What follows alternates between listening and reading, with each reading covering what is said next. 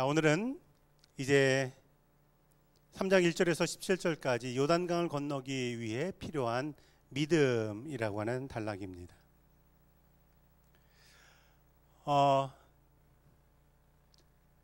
사진 보여주시죠. 네. 몇 해 전에 우리 교우들과 함께 요단강을 방문했던 적이 있습니다. 여기가요, 요단강 세레터라고 불리는 그런 곳입니다.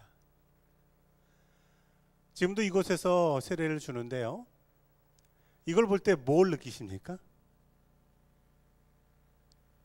요단강 폭이 좁다. 아니, 요단강이 이렇게 좁으면 뭐 굳이 기적이 일어날 필요는 없고 그냥 건너가면 되지, 왜 이런 기적이 성경에 기록되어 있을까? 이런 생각을 합니다. 이게 요단강을 중심으로 이쪽은 이스라엘이고 이쪽은 요르단이에요. 국경입니다. 여기서 잘못 발 삐끗해 갖고 이쪽으로 가면요, 국경을 무단으로 넘는 게 되는 거예요. 정말요, 한국 관광객 가운데 그런 사람이 있었습니다. 요단강이 오늘날의 모습은 이렇게 좁지만, 그러나 성경에 기록될 때는 지금으로부터 3,500년 전이었다라는 거예요. 3,500년이라는 시간 동안 변한 건 인구입니다. 강에 인구가 많이 살게 되면요, 상류에서부터 뭘 하냐면 그 물을 끌어다 쓰게 되죠. 그러면 하류로 내려가면 강폭이 좁아지고 강이 막혀지게 됩니다. 이스라엘 백성들이 건넌 곳은 요단강의 제일 끝에 부분, 제일 하류예요. 이게 오늘날의 모습인데요, 다음 사진 보여주십시오. 몇 해 전에 교우들과 함께 성지순례를 갔을 때 찍은 사진인데요, 여기 둔덕이 이렇게 보이시죠? 여기가 이렇게 언덕이 있어요. 그리고 지금 보이지 않지만 이쪽 편에도 언덕이 있습니다. 지금 여기가 뭐냐 하면 3,500년 전에 요단강이었던 곳이에요. 지금은 강이 말라서 중랑천보다도 더 폭이 좁은 당연천 정도 될까요? 중랑천보다 폭이 좁은 그런 천이지만 당시에는 여기에 가득 강이 흘렀고요. 특별히 이스라엘 백성들이 오늘 성경에 보시면 이 요단강을 건널 때에는 추수 때였다라는 거예요.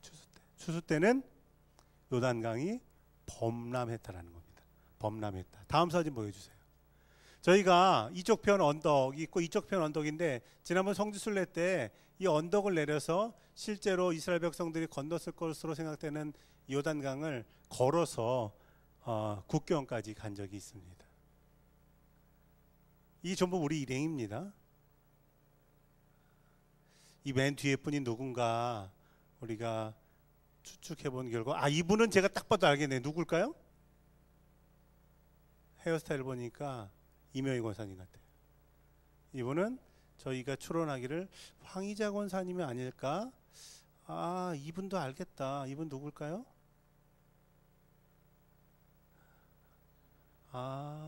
그렇구나. 사진을 자주 보니까 누군지 알겠네요. 자, 이게 그 사진인데요, 당시 요단강이 여기 언덕, 그리고 여기가 다 강으로 찼었던 3,500년 전에는 그렇게 찼다고 고고학자들이 이렇게 얘기합니다. 자, 요단강은 이스라엘 백성들에게 어떤 의미입니까? 가나안을 건너기 위한 마지막 장벽입니다. 가나안으로 가기 전 마지막 장벽입니다. 요단강을 건너기 위한 준비가 있어요. 3장 1절에서 6절까지입니다. 이스라엘 백성들이 요단강을 건너기 위해서 필요한 준비는 어떤 걸까요? 1절에 보면 그 준비는 아침에 일찍이 일어나서라는 것입니다.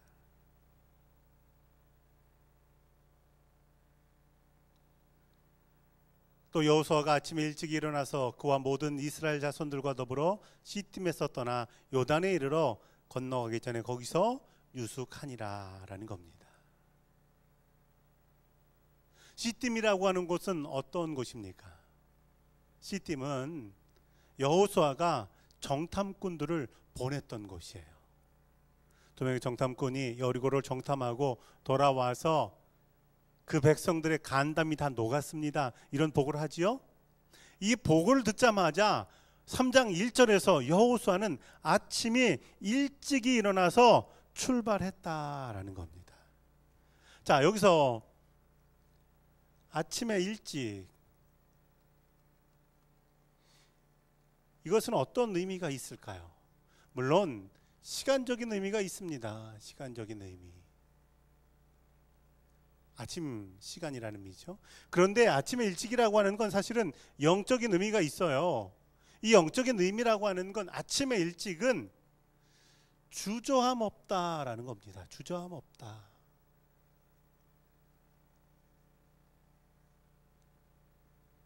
주저함 없다라는 겁니다. 흔들림 없다라는 겁니다.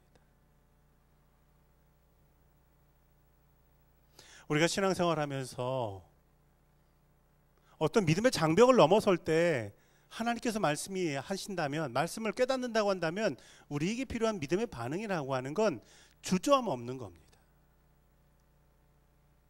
우물쭈물하지 않는 거예요.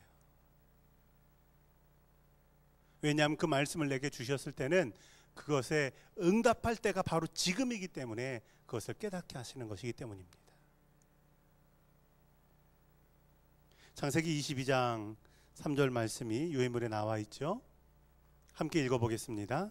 아브라함의 아침에 일찍이 일어나 나귀의 안장을 지우고 두 종과 그의 아들 이삭을 데리고 번지하에 쓸 나무를 쪼개어 가지고 떠나 하나님이 자기에게 일러주신 곳으로 가더니, 이 말씀은 어떤 말씀입니까? 하나님께서 아브라함에게 100세에 낳은 그 아들을 번제로 바치라고 하는 명령을 하신 다음이에요. 그 말씀을 들을 때 아브라함의 마음은 어떨까요? 아버지 마음 아닙니까? 하나님 말씀이구나. 그래 뭐 그 아들 바치고 말지. 아브라함이 이런 생각을 했겠습니까? 아마 간밤에 한숨도 못 잤을 거예요. 아브라함의 마음에는 수많은 갈등과 의심이 있었을 겁니다. 아니 하나님 사랑의 하나님이신데 어떻게 이런 말씀을 주실 수 있습니까? 아니 나에게 태어난 아들로 번성하게 하시겠다고 했는데 이 아들을 번제로 바치면 그건 또 어떻게 되는 겁니까? 밤새도록 의심하기도 하고 때로 하나님께 원망하기도 하고 고통과 슬픔 가운데 있었을 거예요. 자, 그런데 다음 날이 되니까 아브라함은 아침 일찍 길을 떠납니다.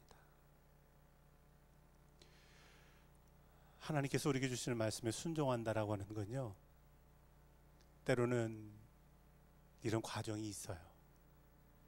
그러나 믿음의 사람은 그것이 내게 주신 하나님 말씀이라고 내가 확신한다면 주저함 없이 응답하는 것, 그것이 바로 믿음이라고 하는 사실을 기억하시기 바랍니다.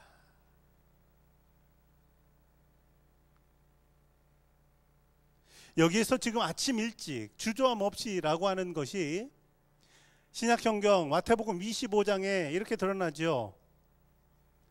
지난 주일 저녁에 우리 부목사님이 전하셨던 말씀인데 마태복음 25장에는 어떤 말씀이 있습니까? 달란트의 비유가 있어요. 달란트의 비유.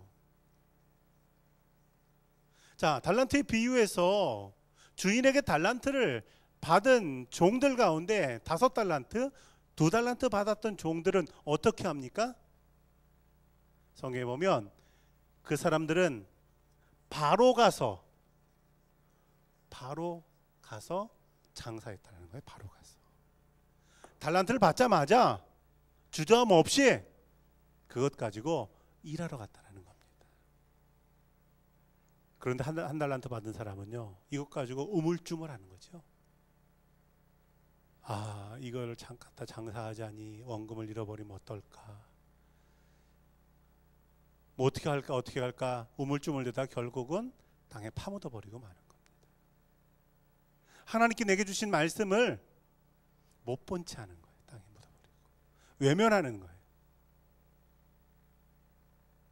결국 돌아온 주인에게 꾸지람을 받고 맙니다. 신앙생활할 때요, 하나님께서 내게 즉각적인 응답을 요청하실 때 있어요. 분명히 있습니다. 그때 응답하시기를 주의 이름으로 축원합니다.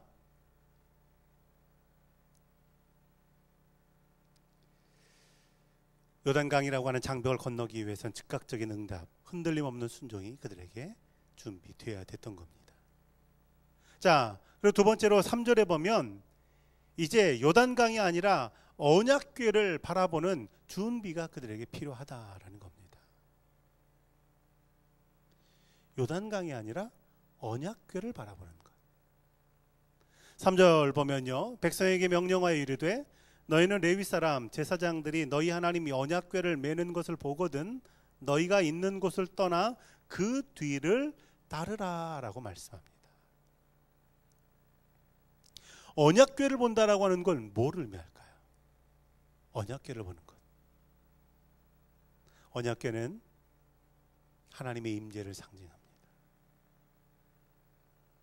언약궤는 하나님의 인도하심을 상징합니다. 언약궤를 따른다라고 하는 건 내가 생각하는 길로 나아가는 게 아니라 언약궤가 나를 이끄는 길로 나아간다라는 의미가 있어요.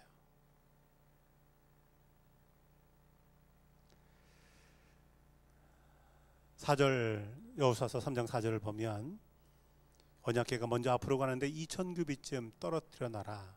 오늘날로 말하면 한 900m 정도 떨어뜨리는 겁니다.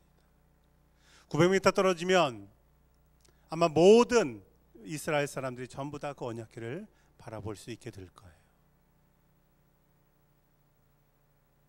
가까운 사람뿐만 아니라 멀리 있는 사람까지도.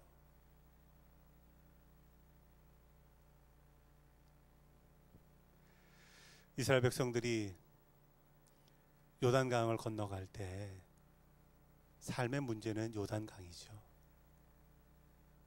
그런데 그 요단강을 건너갈 땐 요단강을 볼 게 아니라 언약궤를 보라고 하는 것이 이스라엘 백성들에게 주시는 명령입니다. 우리 삶에 가지고 있는 문제들이요, 결코 작지 않죠. 우리 삶에서 요단강처럼 여겨지는 문제들이 그렇게 쉬운 문제는 아니죠. 분명 어려운 문제입니다. 그러나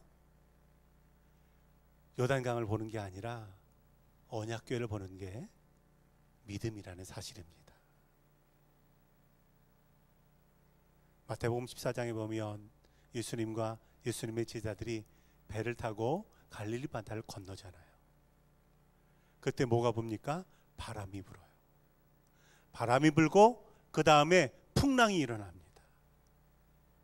제자들이 뭘 봅니까? 바람을 보고 풍랑을 봐요.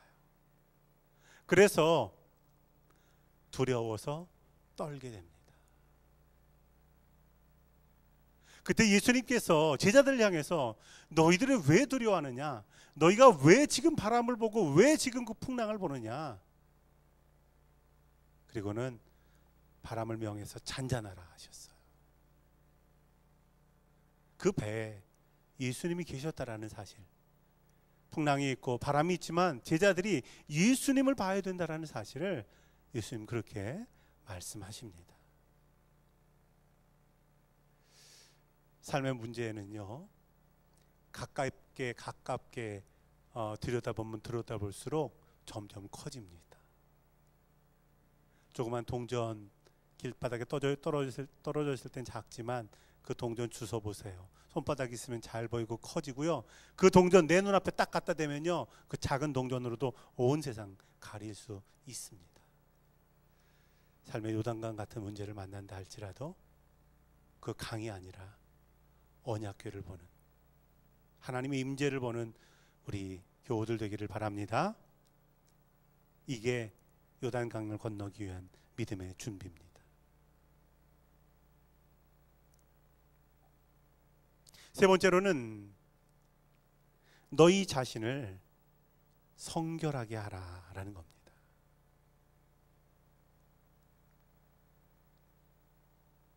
가나안을 들어가기 위해서 요단강을 건널 때 그들에게 이제 한 가지 더 준비가 필요하다면 그것은 구체적인 삶을 준비하라는 겁니다. 믿음이라고 하는 게요, 어떤 분들은 내 마음속에 있는 것이라고 생각해요. 그런데 그건 절반만 맞는 말입니다.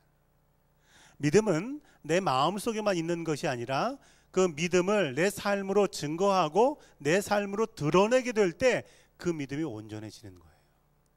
믿음은 내 마음의 차원이 아닙니다. 내가 믿음으로 그걸 사는 것, 그게 믿음이에요.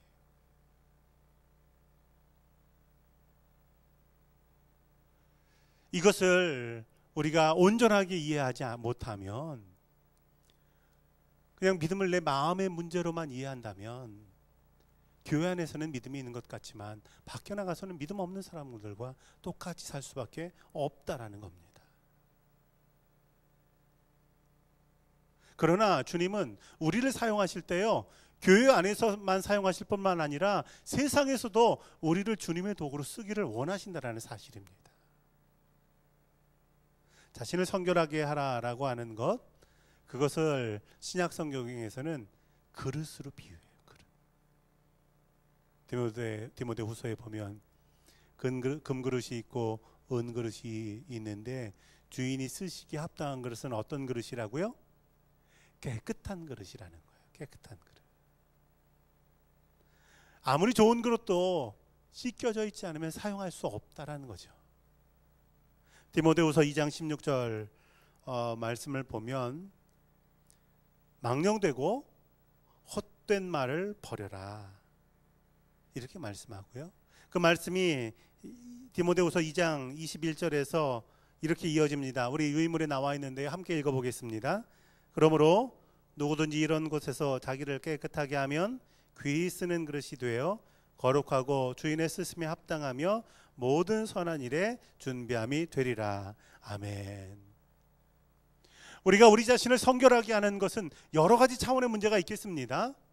그런데 제일 중요한 삶의, 또 기본적인 많이 드러나는 삶의 영역이 있다면 그건 바로 우리 입술의 말이라는 거예요. 우리의 입술이 말이 망령되고 헛된 말을 버릴 때 그것이 주님께서 기뻐하시는 성결이라고 하는 사실입니다.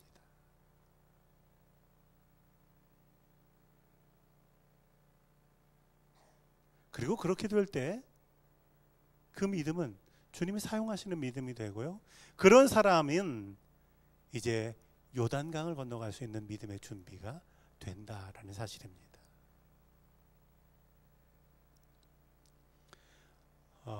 우화 가운데 이런 이야기가 있죠. 어떤 사람이 주변의 사람들에게 인간관계도 별로 좋지 않고 늘 문제를 일으키는 사람이 있었어요. 스스로 생각하기를, 나는 왜 이렇게 사람들과 늘 문제를 일으킬까?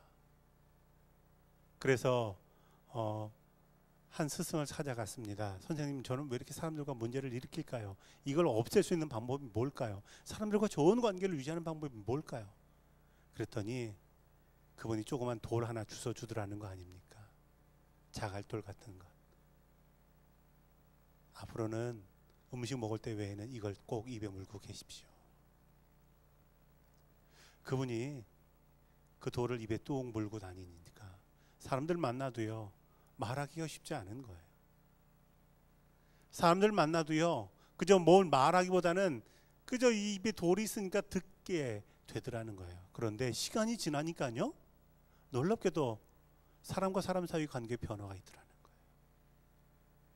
좀 멀어졌던 사람들 가운데 가까워지기도 하고, 좀 불편했던 사람들과 관계가 회복되기도 하더라는 거예요. 모든 문제는 내 입의 말이었구나라는 사실을 알게 됐다라는 겁니다. 성경이 뭐라고 말씀합니까? 너희가 듣기는 속히 하여도 말하기는 더디하라. 금원과도 같은 겁니다. 이스라엘 백성들에게 말하기를 더디하라, 이 준비는요, 요단강을 건너 가나안 땅에 들어가서 첫 번째 여리고성, 그 성을 돌 때 놀랍게 역사함으로 드러나게 됩니다. 어떤 역사입니까? 여리고성 도는데 한마디도 하지 말아라. 한마디도 하지 말아라. 이스라엘 백성들은 어떻게 합니까? 꾹 참고. 이게 지금 뭐 하는 겁니까? 바보같이. 이런다고 여리고성 무너집니까?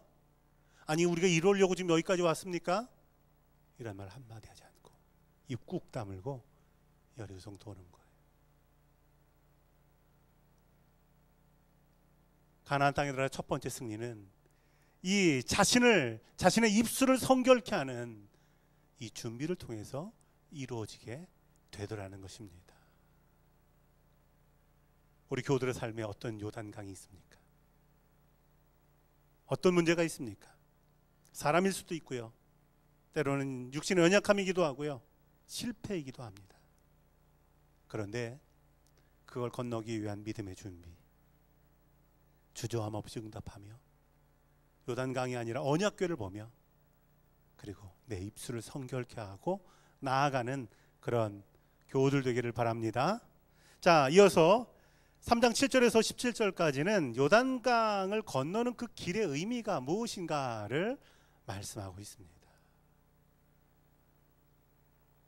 8절에서는요, 그 길은 언약궤를 메고 가는 길이라는 겁니다. 언약궤를 메고 가는 길.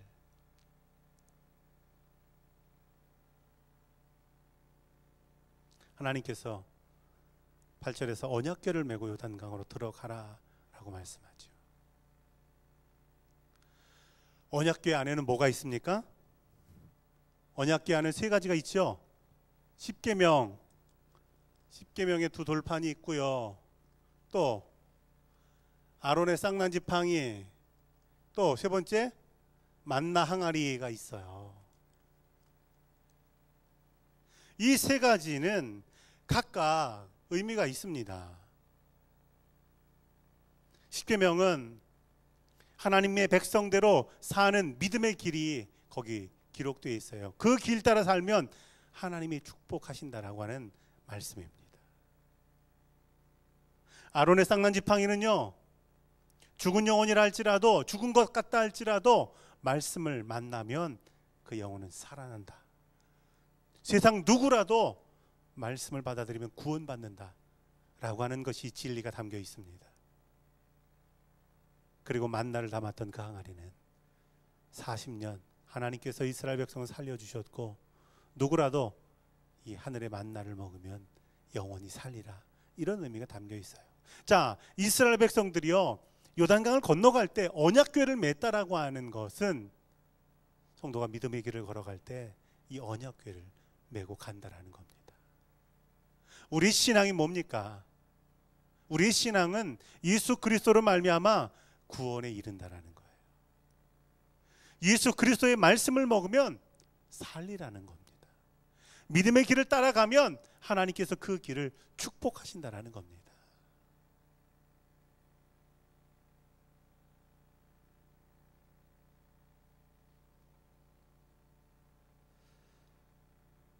구약의 이스라엘 백성들이 요단강 건널 때 언약궤를 맺지만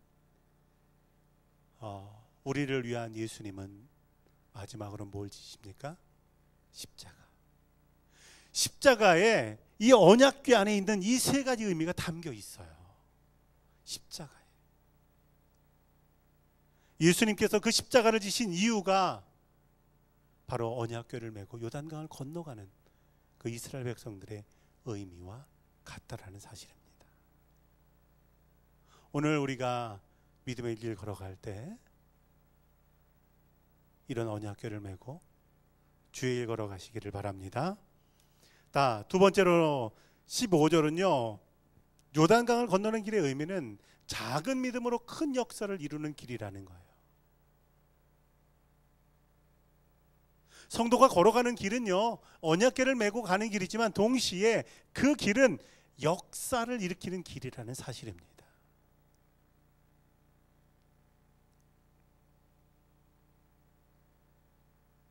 과거 이스라엘 백성들이 홍해를 건널 때는 어떻게 건넜습니까?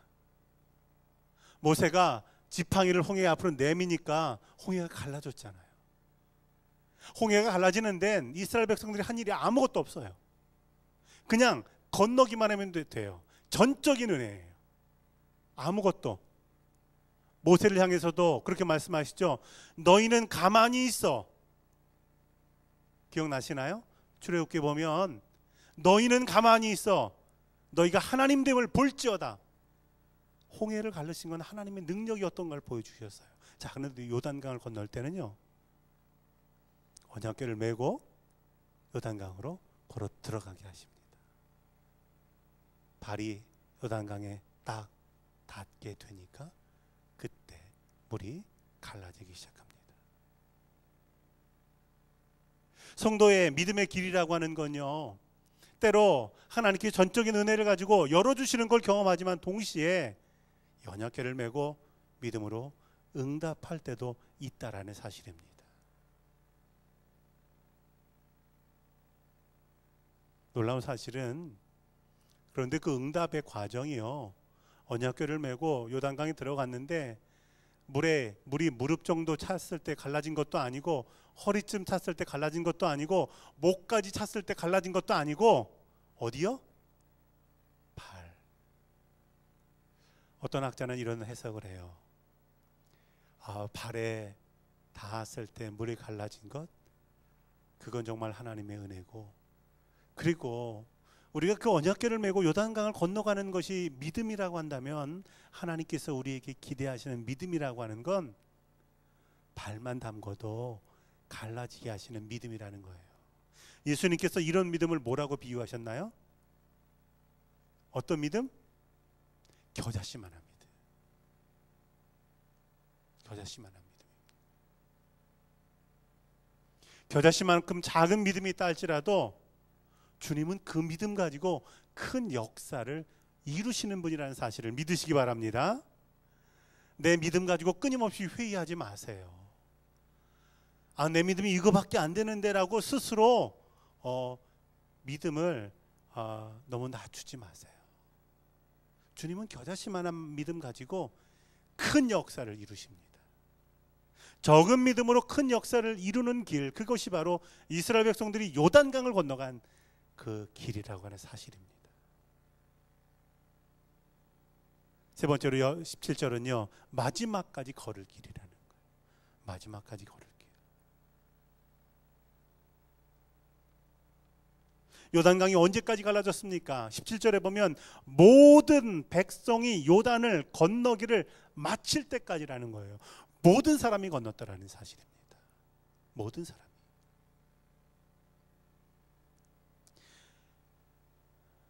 이스라엘 백성들이 홍해를 건너서 광야로 나오고, 그리고 이제 요단 앞에 섰을 때 홍해를 건넌 수많은 사람들 가운데 딱 2명만 요단강을 건넙니다. 여호수아와 갈렙. 2명만 건너죠. 그러나 이 요단의 길은요, 모든 사람이 건너게 하신다라는 거예요.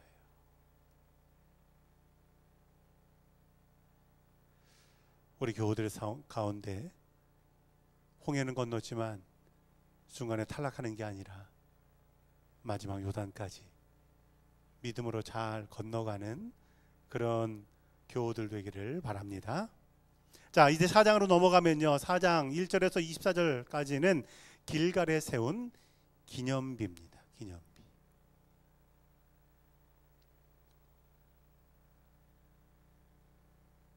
4장 1절에서 18절까지는 기념비의 의미를 담고 있습니다. 제가 성지순례를 지난번에 교우들과 갔는데, 제가 어떤 가정에 가서 보니까 성지순례 하는 과정 중에요, 아무도 모르게 갔던 곳곳마다 엄지손톱만한 돌을 하나씩 주우신 분이 계세요. 그래가지고 그 돌에다가요, 날짜랑 장소를 쓰셨더라고요. 야, 저는 왜 그런 생각을 못했을까? 너무 아쉽더라고요. 봤는데요, 몇 월 며칠 갈릴리, 몇 월 며칠 가나, 몇 월 며칠 요단강 써가지고 이렇게 바구니에다가 그 돌들을 다 이렇게 담아 놓으셨어요. 제가 그걸 이렇게 보면서 그 돌들을 보면서 하나하나 그때 있었던 일들이 기억이 났습니다.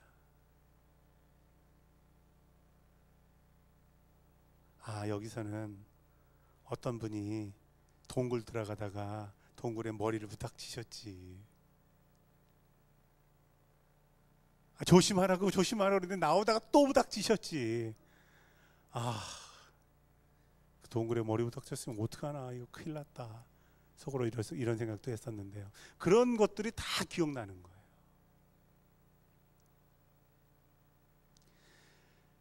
이스라엘 백성들이 요단강을 건넜을 때 하나님께서 이스라엘 백성들에게 요단강에서 돌을 주워다가 강을 건넌 데다가 기념비를 세워라. 이것이 이제 4장의 말씀입니다. 이 기념비의 의미는 어떤 의미일까요? 첫 번째로는 이 기념비는 은혜의 기념비라는 겁니다. 은혜의 기념비. 그 기념비를 세우는 걸 통해서 너희가 이제껏 하나님에게 은혜를 누렸다는 것을 기억하라라는 겁니다. 사무엘상 7장에 보면 이스라엘 백성들이 블레셋에게 어려움 당할 때 하나님께서 전적인 은혜로 블레셋을 뇌성병력을 통해서 다 물리쳐 주시잖아요. 그때 이스라엘 백성들이 그 은혜 감사해서 뭘 세웁니까? 미스바와 센 사이에 기념비 돌을 세우는데 그것을 가리켜 우리가 에베네셀이라고 부르죠. 에베네셀. 하나님께서 여기까지를 도우셨다라는 의미예요. 신앙생활 할 때 우리가 늘 마음에 품고 살아야 될 기념비가 있다면 그건 바로 은혜의 기념비입니다. 우리 신앙의 처음과 마지막은 은혜이기 때문에 그래요. 제가 예전에 그리스를 간 적이 있는데요, 그리스 아테네 주변 지역에 한 개 기념비가 서 있는 걸 봤습니다. 그 기념비는 6.25 때 그리스군이 우리나라에 참전했던 기념비였습니다. 그 기념비를 보니까요, 당시 그리스 인구는 700만 명이었는데 6.25 전쟁 때 우리나라에 참전한 군인의 숫자가 10,000명이라는 거예요. 아니, 700만 밖에 인구가 안 되는데 10,000명이 전쟁에 참여했으면 얼마나 많은 사람이 전쟁에 왔습니까? 사상자가 약 700명 정도 났고요. 그리고 전사는 약 200명 정도 했습니다. 저는 그리스라고 하는 나라에 대해서 잘 몰랐는데 그 참전비를 딱 보는 순간 우리가 이런 은혜를 다 잊고 사는구나, 그런 생각을 합니다. 신앙생활하면서 우리에게 얼마나 많은 은혜의 순간이 있었나요? 내 앞에 있는 여리고라고 하는 성 앞에서 내게 이전에 베푸셨던 은혜는 잊어버리고 살지 않나요? 우리 교우들의 삶 가운데 하나님의 은혜, 또 사람 가운데 내게 베푸신 사람들에 대한 은혜를 꼭 기억하시는 그런 교우들 되시길 바랍니다. 자, 두 번째로는 이 비는요, 사랑의 기념비라고 하는 거예요. 요단강을 건너서 거기서 돌을 주워다가 반대편에 세우게 될 때 하나님께서 그동안 우리를 어떻게 여기까지 이끄셨나, 그리고 그것의 동기는 한 가지, 사랑이라고 하는 사실을 기억하라는 것입니다. 하나님께서 우리를 왜 구원하셨습니까? 우리를 통해서 뭐 이 일을 시키시려고요? 아니요. 동기는 한 가지예요. 사랑하심으로 말미암아. 신명기에 보면 오직 너희를, 다만 너희를 사랑하심으로 인하여 라는 겁니다. 그래서 우리가 신앙생활 할 때 잃어버리면 안 되는 동기가 하나 있는데 그게 바로 사랑입니다. 사랑. 무엇을 하든 그 안에 사랑의 동기가 있어야 돼요. 사랑의 동기가. 사랑하기에 헌신하는 거고요. 사랑하기에 구제하는 것이고요. 사랑하기에 봉사하는 겁니다.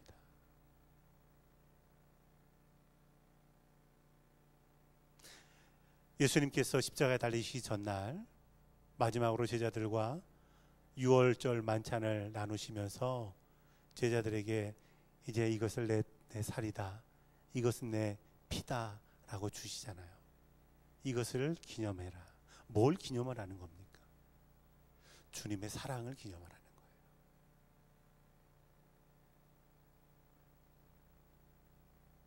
그리고 마지막으로 이 기념비는요, 꿈이 이루어진 기념비라는 겁니다. 이 꿈은 언제 주셨습니까? 아브라함에게 주셨죠. 아브라함에게 주셨던 그 꿈, 너와 내 후손에게 주리라는 그 약속, 그것이 이제 이 기념비가 세워지는 걸 보면서 구체적으로 실현하게 되는 겁니다. 하나님이 주신 꿈이 망상이 아니고 이건 구체적인 것이구나 라는 것을 증거하는 게 기념비라는 사실입니다. 신앙생활의 여정을 걸어가면서요, 이런 믿음의 기념비를 계속해서 세워나가는 우리 교우들 되시길 바랍니다. 이건 뭐 내 믿음이 좋다 어떻다 자랑하기 위한 것 아니잖아요. 주님이 주신 은혜 감사하고, 주님이 베푸신 사랑 감사하고, 그리고 나를 통해서 그 하나님 약속을 이루어 주신 것 감사해서 세우는 기념비라고 한다면, 그 기념비는 그 기념비를 세운 사람에게도, 옆에 있는 사람에게도, 다음 세대에게도 의미가 있다라는 사실입니다. 자, 4장 19절에서 24절까지가 이제 그 기념비의 의미예요. 다음 세대에 전해줄 믿음이라는 겁니다.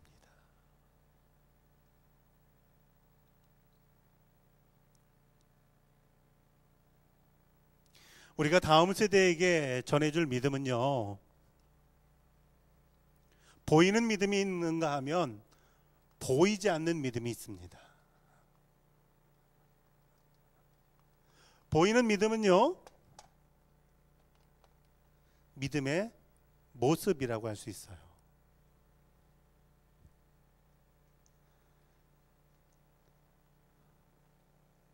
다음 세대에게 이어줄 믿음은 보이는 믿음, 보이지 않는 믿음이 있어요. 보이는 믿음이라고 하는 건 내 믿음의 모습입니다. 모습.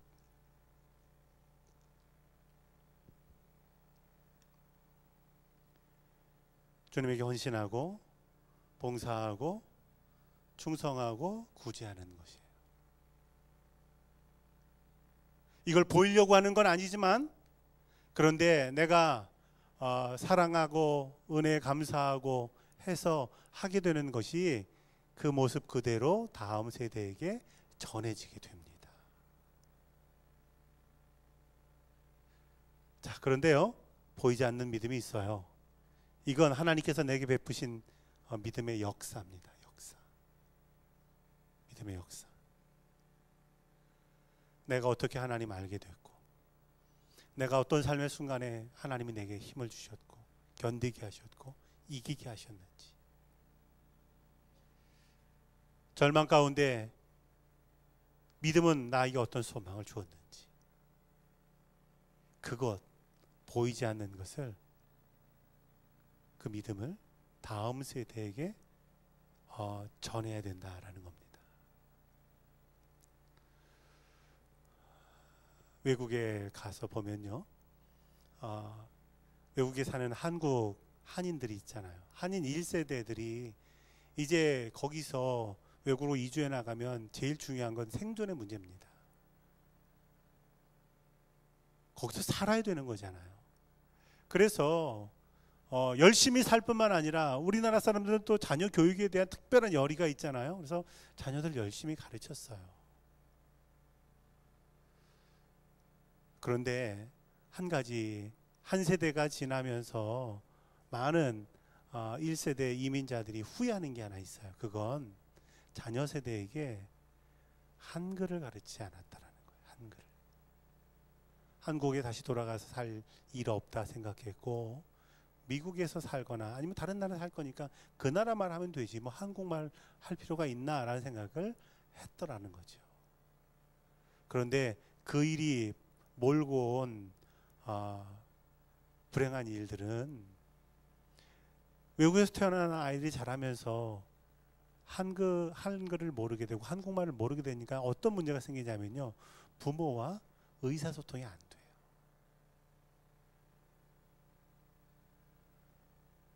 부모는 돈 버느라고 바빠가지고 그저 아이들 공부만 잘하면 다 될 거라고 생각했는데, 이 아이들이 자라면서 자신의 인생에 고민들이 있을 때 이걸 누구와 처음에 나눠야 돼요? 부모와 나눠야 되잖아요.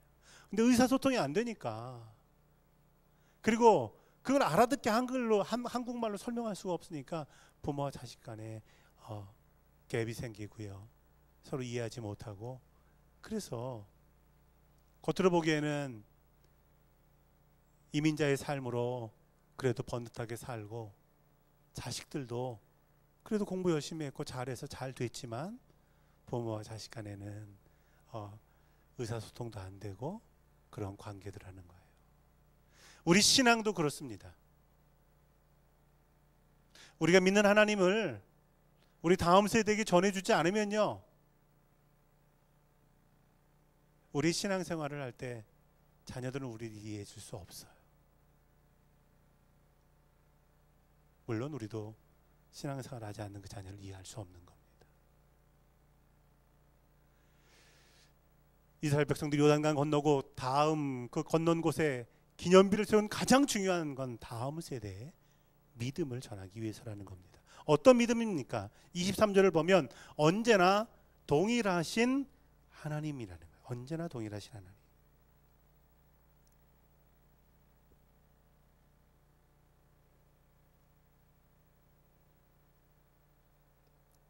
23절 보면 너희 하나님 여호와께서 요단물을 너희 앞에서 마르게 하신 것이 홍해를 말리시고 우리를 건너게 하심과 같았다라는 겁니다. 같았다. 홍해를 건넌 건 출애굽 1세대죠.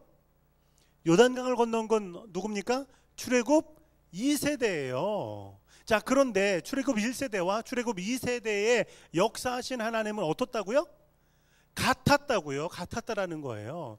같았다라고 하는 것이 이스라엘 백성들이 고백하는 하나님, 아브라함의 하나님, 이삭의 하나님, 야곱의 하나님이라는 거죠. 시대가 다르고 사람도 달라요. 그런데 하나님은 같다라는 거죠. 그 하나님은 지금 우리의 하나님이 되신다라는 겁니다.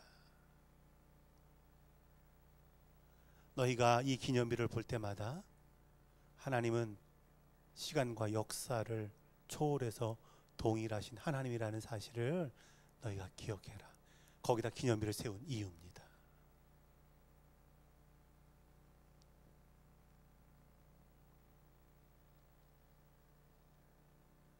이스라엘 백성들이 요단강 건너면 이제 가나안 족속들과 전쟁이 있죠. 그 족속들의 사는 성은 견고하고 그 성에 사는 사람들은 수도 많고 힘도 셌습니다. 그런 그들을 바라볼 때 동일하신 하나님은 어떻게 받아들여집니까? 홍해를 건너게 하신 하나님이 요단강을 건너게 하신 하나님이고, 애굽에서 당시 신이라고 여겨지던 바로 왕, 그 바로 왕을 꺾으신 하나님이 바로 지금 너희의 하나님이다. 과거의 의미만이 남는 게 아니에요. 동일하신 하나님은 미래를 향해 있습니다. 두 번째로 24절 상반절을 보면 그 하나님은 강한 손의 하나님이라는 거예요.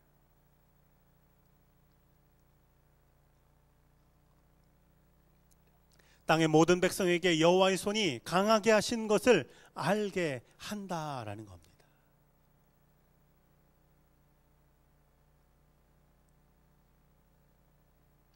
너희가 앞으로 섬기게 될 그 하나님은 너희를 강하게 붙잡아 주시는 하나님이라는 거죠. 강한 손을 언제 느낍니까? 내가 약해져 있을 때, 내가 부족하다고 여겨질 때, 내 힘으로는 더 이상 아무것도 할 수 없다고 느껴질 때 우리가 붙잡고 있는 하나님의 손이 강하게 느껴집니다.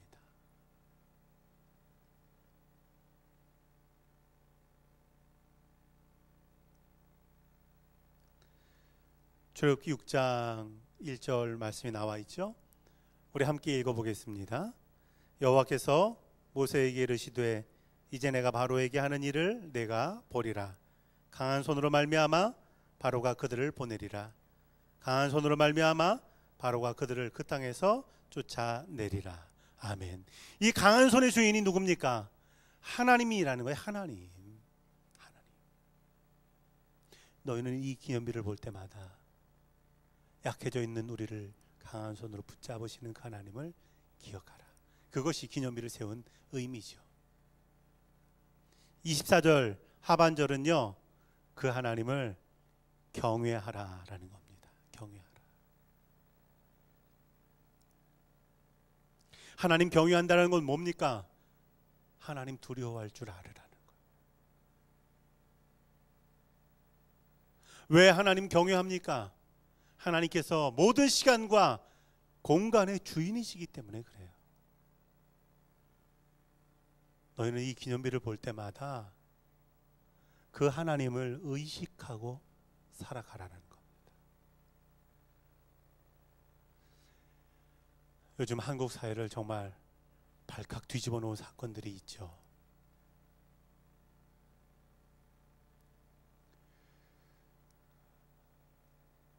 자신의 눈에 보이지 않고 또 자신의 시간에 존재하지 않는다고 여기기 때문에 그런 것 아니겠습니까? 지금 온 세계는요, 인터넷으로 다 연결되어 있잖아요. 지금 제가 오늘 강의하는 것도 인터넷에 올리면 1시간 뒤에 전 세계에서 다 볼 수가 있어요.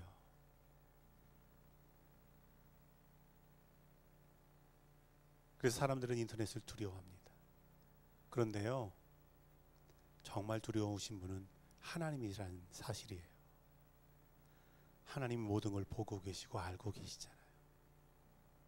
하나님을 경외하게 된다면 그럴 수 없는 거죠. 하나님을 두려워하는데 어떻게 그렇습니까? 정말로 하나님을 믿는 게 아니죠.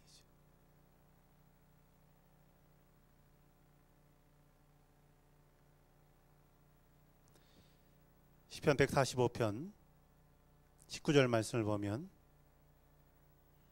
그는 자기를 경외하는 자들의 소원을 이루시며 또 그들의 부르짖음을 들으사 구원하신다.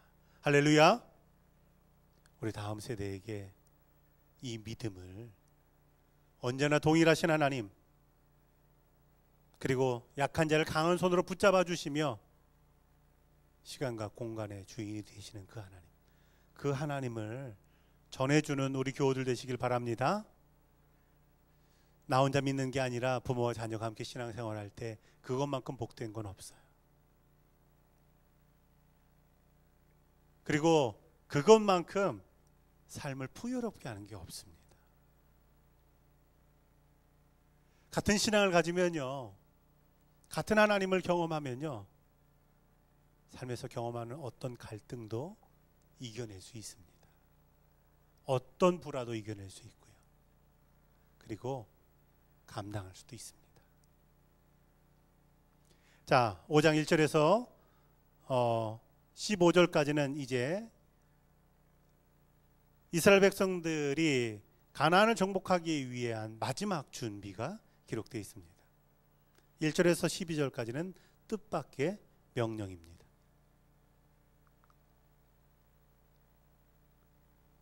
요단강 건너서 여리고성 앞에 이르렀을 때 이스라엘 백성들의 제일 큰 관심사는 뭐죠? 전쟁 준비입니다. 어떻게 전쟁을 준비할 거냐. 그런데 하나님께서는 뜻밖의 명령을 하십니다. 그 명령은 할례를 행하라는 거예요. 할례를 행하라.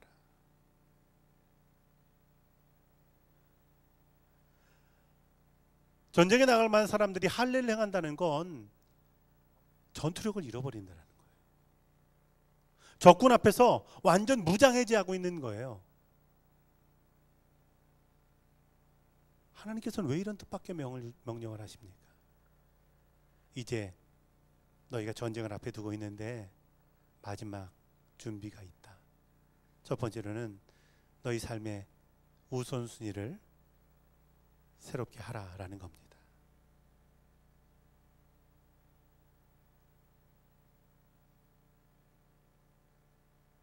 할례를 받으면요, 보통은 3일째 되는 날 제일 고통스럽고 일주일 동안은 거동을 잘 못하게 됩니다. 지금 이스라엘 백성들에게 제일 중요한 건 뭐죠? 전쟁이에요. 그 전쟁이 누구 손에 달렸습니까? 전쟁을 치르는 자신들의 손에 있다고 생각할 수 있어요. 그런데 이 할례를 하는 사건은요, 전쟁이 너희들의 손에 달린 게 아니다. 전쟁 준비가 지금 너에게 제일 중요한 게 아니다 라는 겁니다.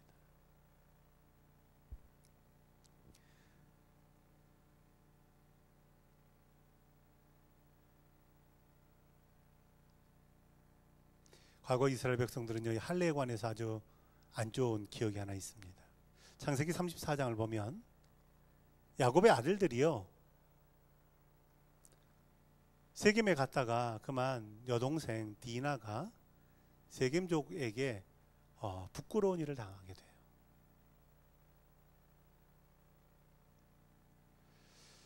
이때 야곱의 아들들은 분노합니다. 너희들이 내 동생을 몸 파는 여인으로 대우하냐? 자, 그런데 그 디나를 희롱했던 그 세겜의 아들이요, 나는 디나를 사랑한다. 난 디나와 결혼하겠다고 말해요. 자, 그때 야곱의 아들들은 어떻게 생각합니까? 절대로 디나를 거기다 줄 생각이 없어요. 그런데 이렇게 말하죠. 우리는 할례 받지 않은 사람과는 절대로 혼사를 할 수 없다. 정말로 우리 동생 디나를 원하면 너희 족속이 다 할례를 해라. 그때 세겜족은요, 그걸 믿어요. 할례를 다 받습니다. 야곱의 아들들이 사흘째 되는 날 쳐들어가서 다 죽이죠. 이게 이스라엘 백성들이 가지고 있는 할례에 관한 부끄러운 역사예요. 자, 그런데 전쟁을 앞에 두고 지금 할례를 행한다고요? 옛날에 자신들이 했던 일이 있는데 두려운 일이죠.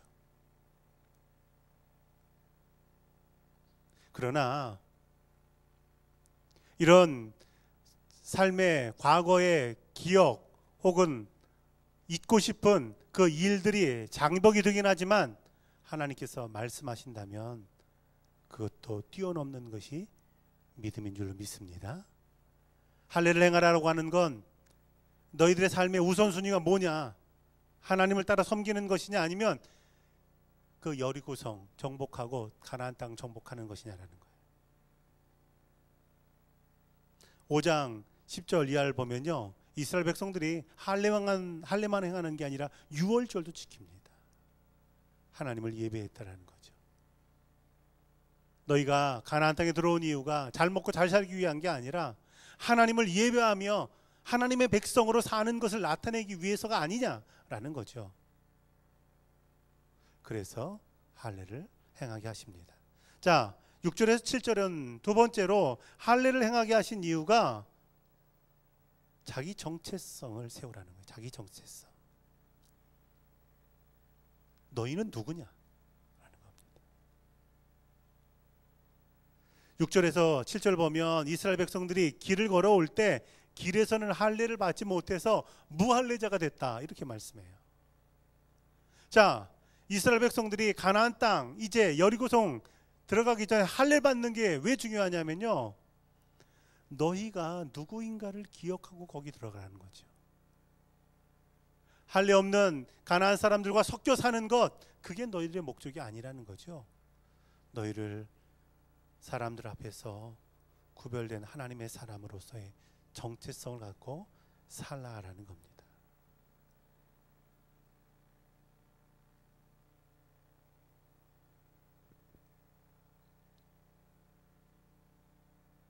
우리가 세상에서 살아갈 때 우리의 삶은 세상과 분리되는 삶이 아니에요. 세상과 분리되는 삶은 교회는 교회, 세상은 세상. 그런데 성경이 말하는 그리스도인의 삶은 그런 분리되는 삶이 아니라 구별되는 삶이라는 거예요. 구별되는 삶. 분리는 나뉘어지는 거지만 구별은 모든 사람들 가운데 돋보이는 겁니다. 모든 사람들 가운데 드러나게 보이는 거예요.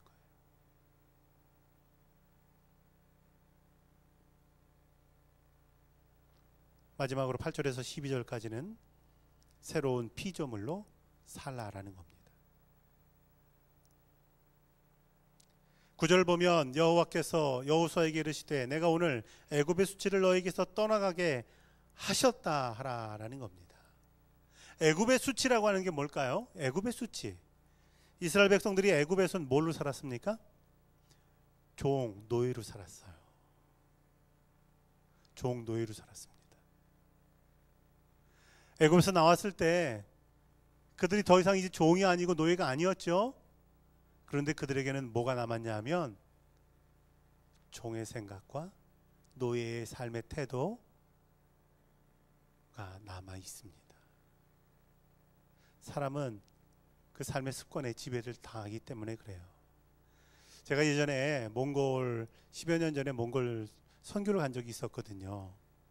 선교센터가 있는데 이제 선교 팀원들과 다른 데 선교를 하러 가게 되고, 선교센터는 비어 있는데 그 선교센터를 관리하는 선교사님이 선교센터를 삥 둘러서 이제 비가 올 때가 되니까 배수를 좀 파야 되겠다 해서 거기 지역에 있는 사람들이 일거리가 없어서 놀고 있으니까 불러다가 이제 하루 일당 줄 테니까 여기 이렇게 삥 그 선을 쭉 삽으로 그어줬어요. 딱 그어주면서 여기다가 배수로를 파십시오. 배수로를 뭐 깊게 팔 것도 아니고 한 뼘 정도씩만 파서 물이 이렇게 빠지도록 다 그려줬어요. 하루 종일 할 테니까 남자들 주변에 대여섯 명 불러다가 이제 이렇게 쭉 파십시오. 일 시키기 위해서 하는 거예요. 그들에게 일을 시키고 또 하루 일당 주려고 시켰어요. 아, 그런데요, 이 사람들이 삽질 한번 하고 서가지고 얘기하는 거예요. 서로 이런 얘기는 저런 얘기 하다가 또 삽질 한번 하고, 물 먹으러 갔다가 삽질 한번 하고 점심 먹으러 가버리고. 저희 선교팀이 뭐 한 3시인가 4시까지 선교하고 딱 들어왔는데요, 한 5, 6m 파는 거예요. 5, 6m. 장정 대여섯 명이. 그랬더니 이제 집에 가야 되겠다고 일했으니까 돈 달라는 거예요. 일당을 다 줘서 보냈어요. 그래서 이제 선교하고 돌아온 선교팀한테 야, 우리가 파자. 한 시간 만에 다 팠잖아요. 한국 사람들이 다 팠습니다. 그 선교사님이 하는 얘기가요, 몽골도 사회주의에 오랫동안 지배를 받았거든요. 사회주의는 배급합니다. 배급. 열심히 일할 필요 없어요. 열심히 일할 때 하나 안 하나 똑같이 배급 주는 양은 똑같아요.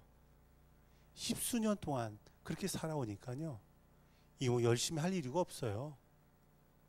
오늘 못하면 내일 또 하면 내일 또 배급 받기 때문에. 저는 그때 그런 사상의 사람들이 그렇게 종 노릇한다라고 하는 것이 무엇인을 보게 됐습니다. 이스라엘 백성들은요, 40년 광야길을 걸어온 게 어떻게 보면 종으로 살던 삶의 습관, 노예로 살던 삶의 습관을 이제 벗어버리는 계기가 돼요. 그리고 그 마지막 정점이 여리고를 앞에 두고 할례를 행하면서 너희들과 애굽에서 가지고 있었던 수치는 모두 다 사라졌다, 이것을 선포하는 일입니다. 우리가 사는 이 땅은요, 역시 세상 사람들과 함께 사는 것입니다. 이곳에서 하나님께서 늘 하시는 명령이 있다면 너희들 믿음의 우선순위가 어디 있는가라는 거예요. 또 너희가 세상에 살지만 너희가 누군가를 기억하며 살아야 한다는 것이고요. 그리고 과거는 다 잊어버려라. 너희는 믿음 안에서 새로운 피조물이다 라고 하는 사실입니다. 마지막으로 5장 13절에서 15절은 이제 여호와의 군대 장관에 대한 말씀입니다.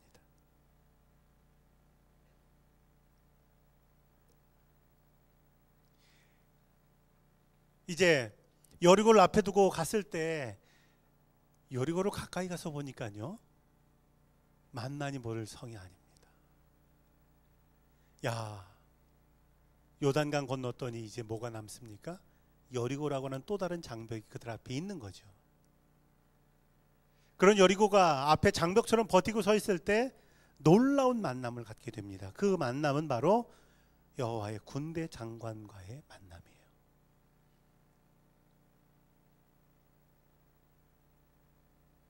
이 여호와의 군대 장관과의 만남이 우리에게 말하는 바는 14절에 보면 그건 하나님께서 함께 하신다라고 하는 증거죠.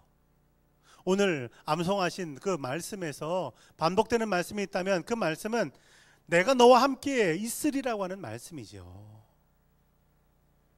내가 너와 함께 있으리라. 그 말씀이 구체적으로 이스라엘 백성들에게 경험된 사건입니다. 아, 하나님 정말 우리와 함께 하시는구나. 우리는 아주 특별한 경우에 이런 체험을 할 때가 있어요. 아, 하나님 정말 지켜주셨구나. 아, 하나님이 막아주셨구나. 이런 경험들을 할 때가 있어요. 제가 며칠 전에도 운전을 하고 가는데요, 이제 차선 변경해서 들어가려는데 차선 변경하기 전에 저는 꼭 항상 사이드 미러를 2번은 봐요. 안 보이는 데가 있기 때문에. 제가 2번이나 봤는데도 아무것도 없었어요. 그래서 들어가는데요, 그 틈에 오토바이가 그냥 쌩 하고 지나가는 거예요. 와, 얼마나 깜짝 놀랐는지요. 그 오토바이는 차에는 사각지대가 있고, 그리고 차하고 나란히 그 사각지대에 있어서 달려서는 안 된다는 걸 왜 잊었을까? 그런데 하여간 사고는 나지 않았고요. 들어오고 나서 제가 한 고백은 하나님 감사합니다. 하나님 감사합니다. 그 고백밖에 나오더라고요. 우리 삶에는 때로 하나님께서 정말 나와 함께 하시는구나 라는 고백을 할 때가 있습니다. 그건 말씀으로 우리에게 약속하셨던 것처럼 나와 함께 하신다라는 증거가 돼요. 여리고성 앞에 두고 그런 체험과 그런 간증을 얻게 됐습니다. 그리고 두 번째로 여호와의 군대 장관과의 만남은요, 이제 내가 어느 편에 설 건가를 결단하는 거예요. 그 결단은 하나님 편에 서는 결단입니다. 여호와의 군대 장관을 만나고 여호수아가 질문하죠. 너는 우리를 위하느냐, 우리의 적들을 위하느냐? 어리석은 질문입니다. 누구 편이냐라는 질문인데 어리석은 질문이에요. 그리고 그것이 어리석은 질문이라는 걸 깨닫고 여호수아는 14절에서 이렇게 고백합니다. 주여, 종에게 무슨 말씀을 하시려나이까? 당신 누구 편입니까?를 묻는 것에서 주님, 제가 주님 편에 서는 길이 뭡니까?를 질문하는 겁니다. 우리가 사람과 사람 사이에는요, 생각이 다르잖아요. 그렇죠? 생각이 다른데 서로 다 옳다고 여기잖아요. 어떤 때는 두 명 다 옳을 수도 있고 3명 다 옳을 수도 있고, 어떤 때는 2명 혹은 3명 다 틀리는 경우도 있습니다. 특별히 신앙생활하면서는요, 당신이 옳은지 내가 옳은지를 물을 게 아니에요. 우리가 끊임없이 질문해야 될 건 그건 주님이 뭘 기뻐하시는지, 주님이 원하시는 데다 우리는 다 맞춰야 돼요. 내가 옳고 넌 틀리다. 이건 주님의 일을 함께하는 사람들의 믿음의 태도가 아니라는 거죠. 여호수아는 묻습니다.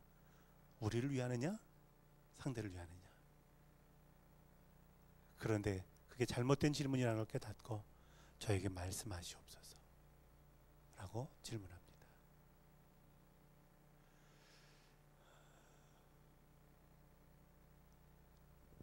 마지막으로 15절은 이제 내 발에서 신을 벗으라 라고 하는 말씀을 듣게 됩니다. 자, 내 발에서 신을 벗으라 라고 하는 이 말씀은 어디에 또 등장할까요? 출애굽기 3장에 등장합니다.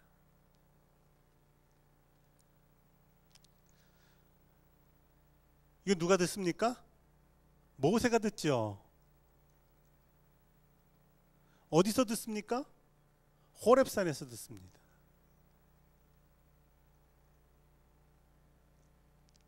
자, 여호수아서 5장에서요 똑같은 말씀, 내 발에서 신을 벗으라 라는 말씀은요 이번엔 여호수아가 듣습니다. 어디요? 여리고 앞에.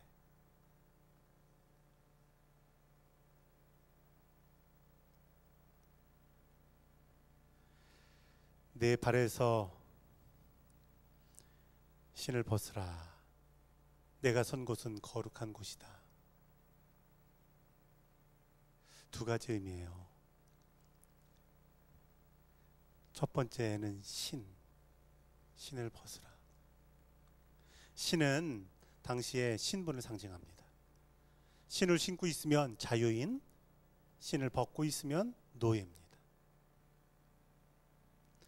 다시금 이제 여호수아를 향해서 내 신을 벗어라 라고 하는 건 이제 너는 내 종으로 사는 것이다.